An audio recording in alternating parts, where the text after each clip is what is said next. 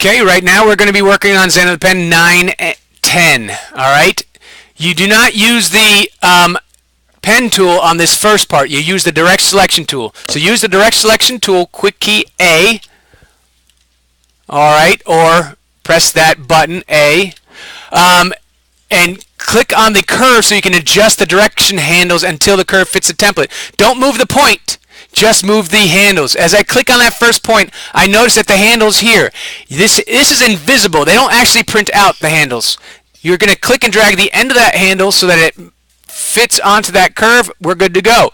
Now go to the next handle. I can see that handle is here. I'm going to click and drag this down so that it looks like it follows that red template. Good. Now I'm going to click inside of the point, and it shows up both of the handles. That handle's a little hidden, but I can see that blue, let's just say the blue circle at the end of it, and I drag that out. Good. And I see the other handle on the other point. I'm going to click and drag that out.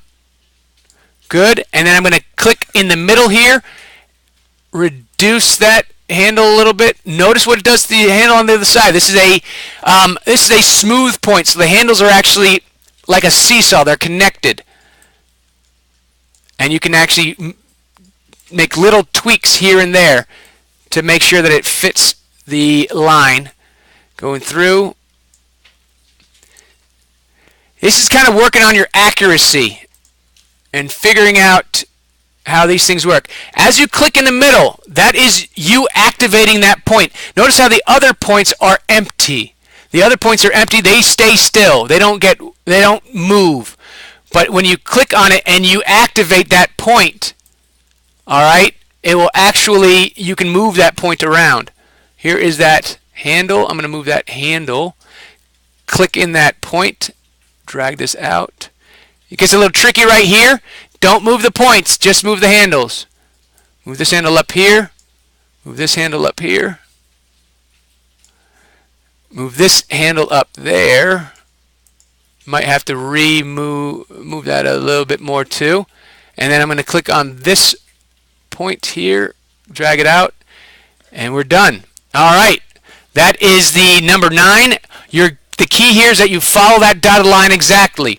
Now this is where we get into path generation, creating a path, starting from scratch, using the anchor point tool, the actual pen tool, and creating those points to begin. Hint: remember, make the general shape first, then go back and adjust the curves. Much like the person who drew this, they made the general shape first. The hardest part is laying down those anchor points. The easy part is adjusting it to your drawing or your template.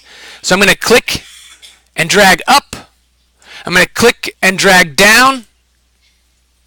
Click and drag up. All I need to do is just get those handles out of there. I don't care about what it looks like. Click and drag, kind of, sort of. I don't even care if it's accurate. Press escape, and now I'm going to go in there with the direct selection tool, which is A.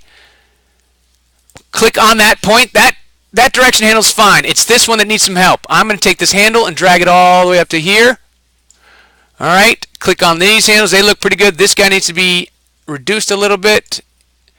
This can line up a little bit better if we wanted it to be, and this can line up a little bit better. Done. Excellent. Save it. Control S or save.